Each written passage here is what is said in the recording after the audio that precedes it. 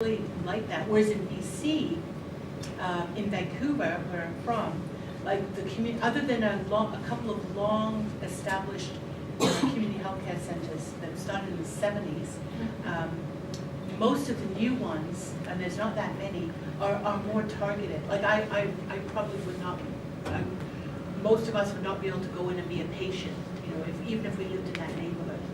And so I'm very interested in, you know, how we can develop a very strong model of community health centers, and whether or not there could be federal funds specifically for that, because I feel that would be a real motivation for provinces and territories to say, okay, we'll make it a priority to open up community health centers based on these general principles.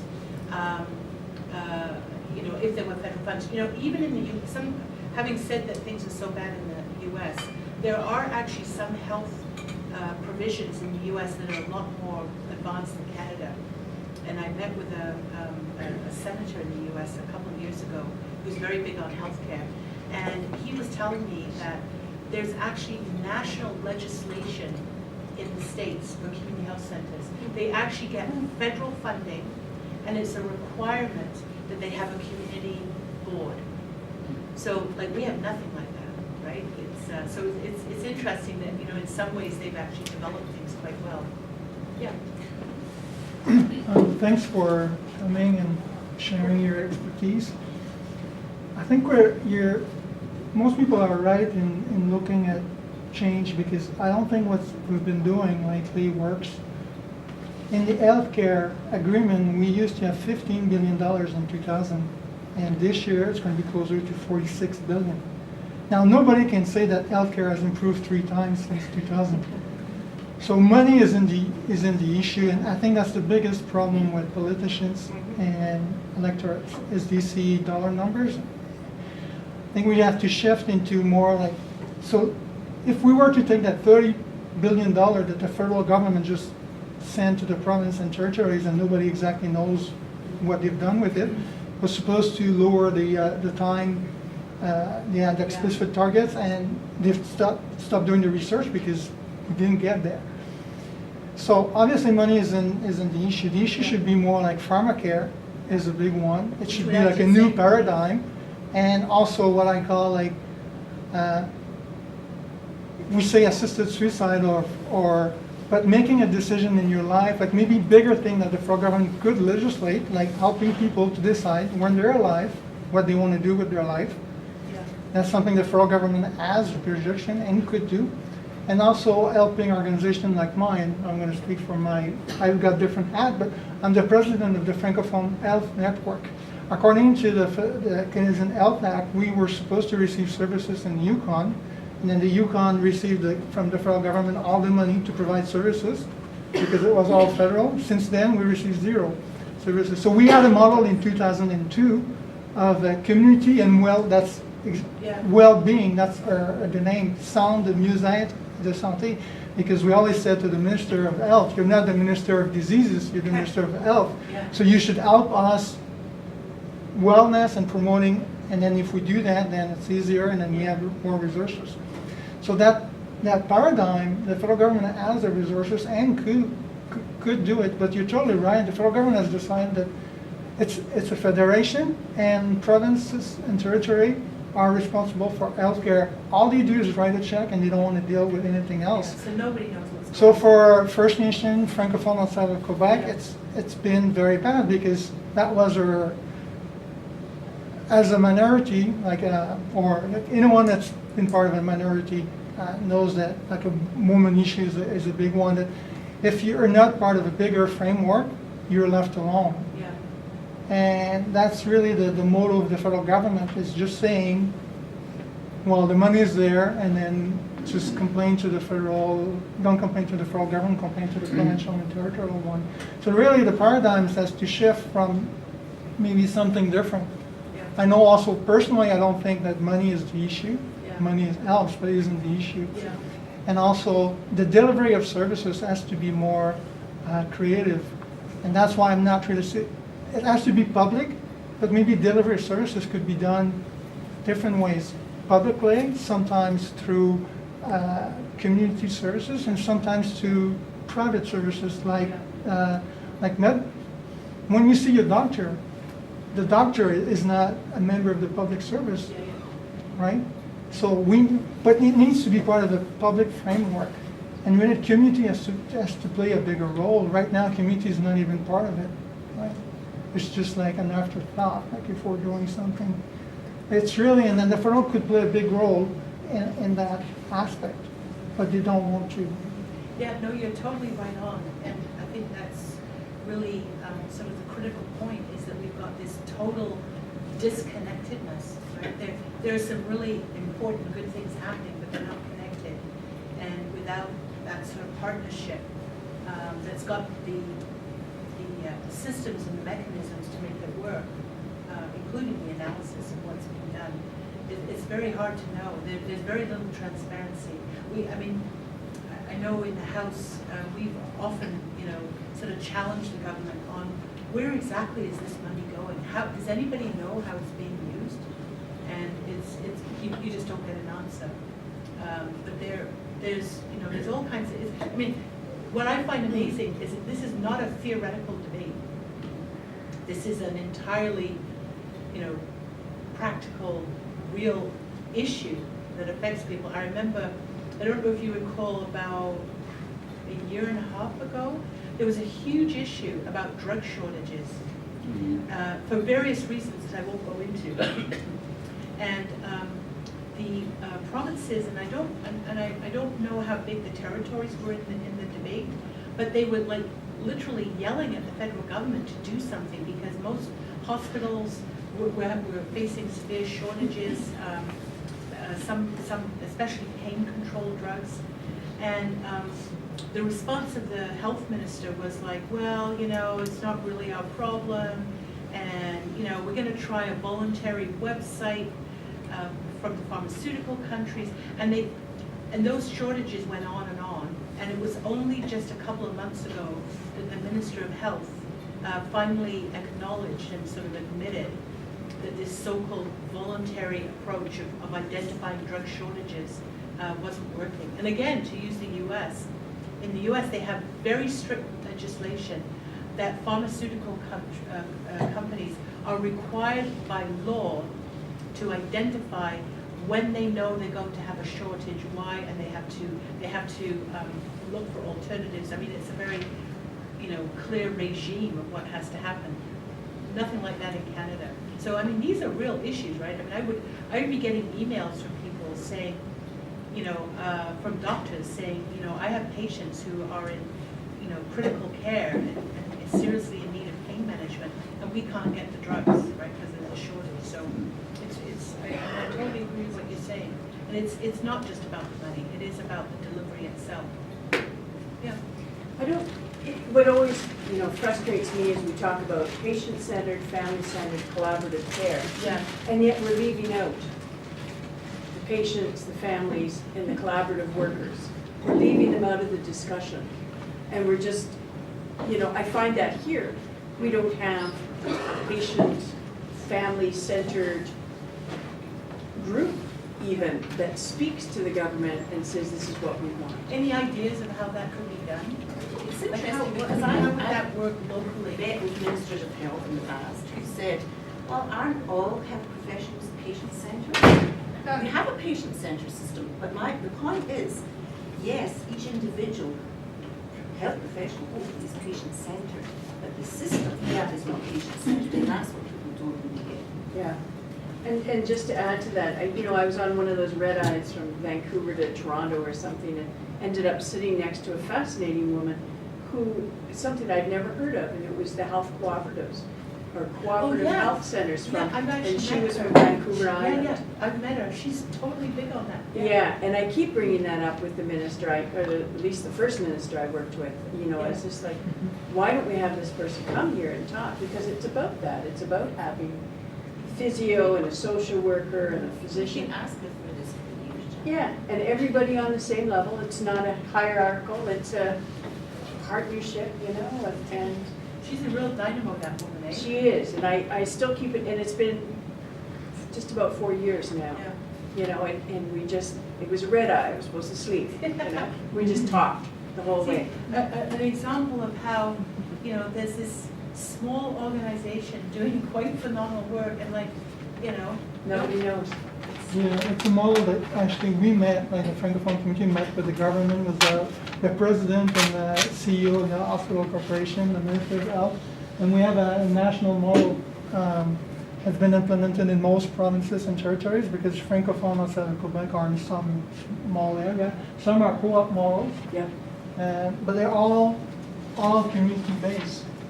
And the thing is, at the time, there's no opening, and then we said there is a community health center in Whitehorse, and some of them didn't know that, but Kwalendon is actually, Kwalendon is open to anyone, I myself use it. It was like a creation that the government that missed the map a little bit, was supposed to be created for a reserve in the country, and then they created one in Kwalendon thinking that they had a reserve, but because of the territorial legislation, there's no reserve in the Yukon. So they kept financing in. So they made a mistake, and then they spent a lot of money, and they said, well, because we spent so much money. So since that mistake was made, Kwalendon has a center, health center. It's the only one outside of the reserve in the country, in case you can know that. The big But issue there is, and the reason why Kwalendon works, and the fundamental challenge in my view is that it took forever. The backlash by the physicians, and I'm not trying to offend anybody, but it's a cartel that said, you know, when healthcare was introduced, they went on strike in Saskatchewan because they said, you cannot interfere, this is a business, we are businessmen. And so it didn't take very long for people to cotton on that in fact this was an insurance scheme, so only difference was the public was paying the bill, and so you're just billing the system, you maintained your private business status. And so the whole other array of services that were to be included in the public healthcare system have never been implemented, which included dental care, Yeah. the whole broad spectrum. Yeah. And where Kwalendon works is that it's not an insurable kind of a visit. So as she's we've been up to visit the place, but when you go in there and you meet with the physician or whatever, it's not a 10-minute visit to talk about an issue. You're there to see the whole patient. And if I come in and say, I've got this and this and this, you spend time with me. It's not in 10 minutes. But we've got so many people, not unique to Whitehorse, but in the system now. You may have cancer and you may have gum boil or something else, but you wouldn't see about the gum boil, but we'll talk about cancer at the next appointment. But then you can also talk about your violent relationship or, you know, your child protection issues. But not in the 10-minute visit though. Right. And of course, that bothers me. Because Because it's a salary position as Yeah. opposed to an Fee for insured. service. Yeah, where it's, and that's, I mean, so to get back to your question about, I mean, yes, doctors are privatized, but because it's a public billing system, that's why it's part of the public healthcare system, right? But I always think it's the elephant in the room, right, when we talk about the doctors. Well, they because- thought because the book that was about dental fund. Yeah. exactly, and even the doctor delivery is different. One of our models is the doctor isn't paid by the visit. The doctor is paid on a yearly salary. Yeah, exactly, that's what. And a lot of the younger generation, the doctors that we did a survey amongst people that were graduating, the model is totally different. First of all, it used to be 85% men, now it's 80% female. Yeah, But the profession hasn't changed. yeah. But we know that the younger generation, they want to work to a different model. They want to work somewhere like some of the Francophone that have Yeah. studied, they want to come back to their community and help them. Yeah, and the CMA, like, hasn't really tackled that. I go to their conferences, and so I do have a bit of a sense, and I meet them, you know, officially from time to time. And it is sort of the elephant in the room, right? And you're absolutely right, there's a huge generational change, but the model and the system, now they'll tell you that they're doing a lot more collaboration, they're doing, you know, there's different, again, pilot projects, where they're doing, you know, they're changing the way they make appointments, so you don't have to wait so long, blah, blah, blah. But the basic premise of, you know, individual billing for each visit, I mean, they don't really tackle that. And so that's why, and so the way I've tried to address that is by reinforcing community-based healthcare centers. Because the staff are on salary, whether the doctors, the nutritionists, the They don't have to hire a janitor, right? they don't And have so to keep to. saying that's the model, right, and trying to reinforce that, don't want to get into a big fight with the doctors, but that's the model we keep on wanting to come back to. The thing too is that doctors, young doctors, you know, or other health professionals, they're being educated now to be part of the team. And so Yeah. to me, it's a way of attracting Yeah. physicians and other health professionals They'd to actually the have more territory. support. Because they don't want to own a business. Yeah. You know, they don't want that Yeah. kind of, to buy into that kind Yeah. of thing anymore. They want to be Yeah. part of the team, and that's how they've been educated. And I think that would be a way of attracting. Yeah, and I've I heard think that it's from young just- doctors, that they really find it overwhelming, the business side, right? And to be in a more collaborative model is what they want to Share see. the load. That's true, but we haven't talked about immigration, like in Saskatchewan, they want to, doctors will start, Douglas Yeah. sent the team to England and South Africa, everywhere else to recruit doctors. In the Yukon, the shortage of doctors is really severe here. Oh, yeah, kidding. I really don't like my family doctor, but I cannot change him. No, Because there's no way if I quit him now, I'm sure out of flat, I have to go to the emergency ward. Is there anything to deal with immigration issues here? Because In terms of my international nephew medical came- graduates?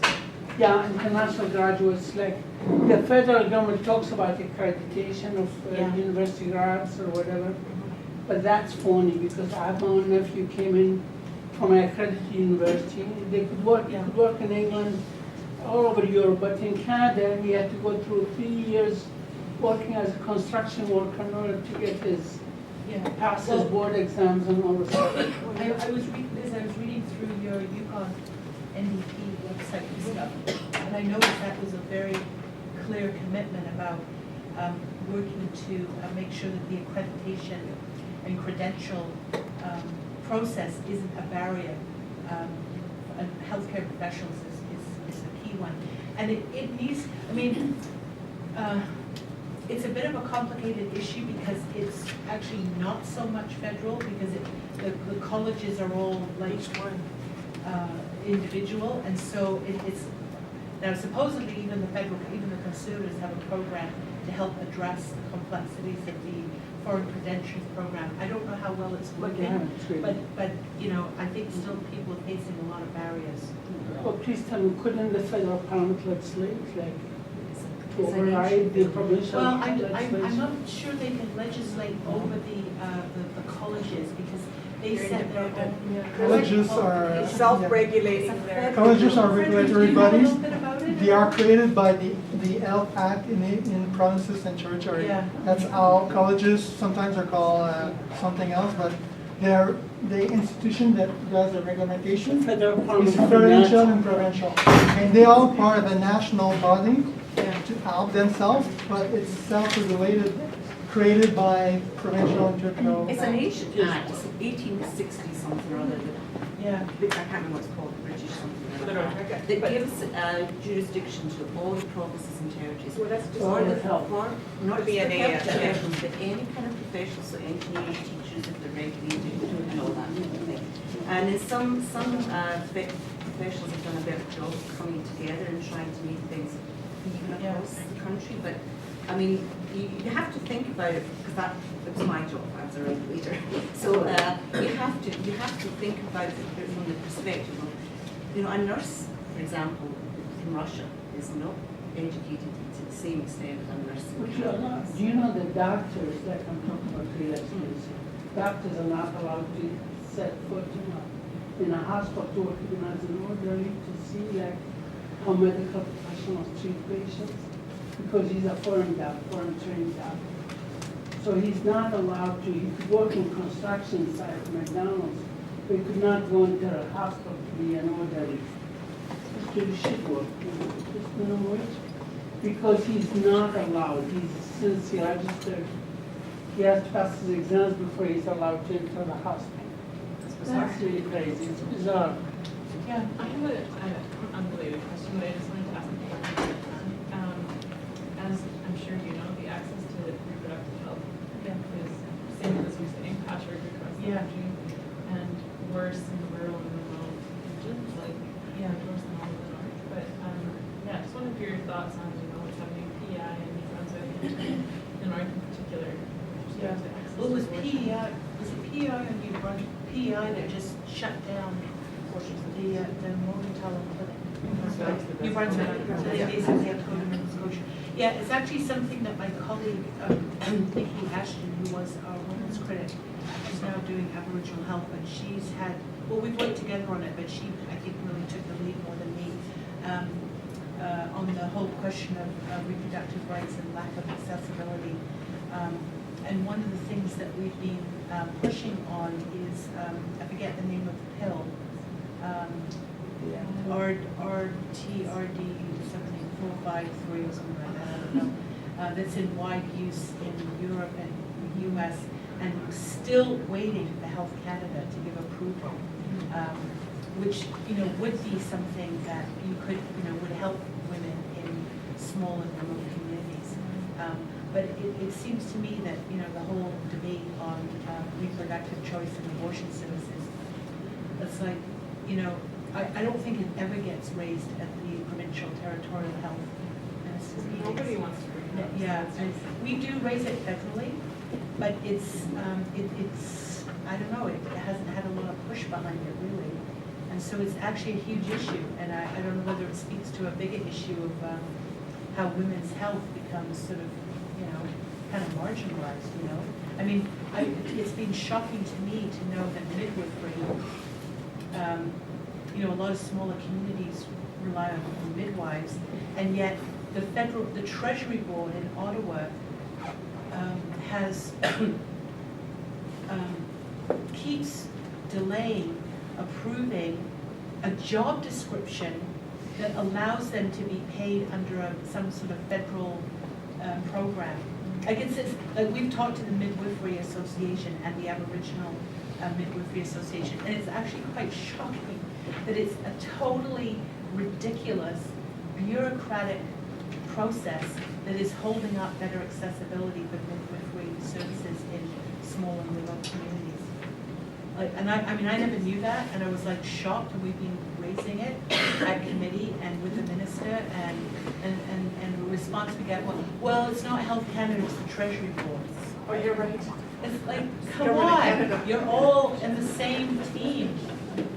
So I think sometimes it's a matter of trying to find, sort of the community campaign that can help bring this forward and to make it a much more visible issue. Because I agree with you. I mean, abortion services, it's like we think we won that battle. We did legally, but in reality, it's very unequal depending on where you are. Libby, just one quick question.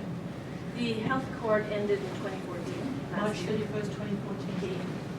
Do we have another, or No. did unilaterally the federal government say, this is how much money we're going to give you, provinces and Yeah. territories, and that's it? That's the problem. And there's no vacuum. There's nothing.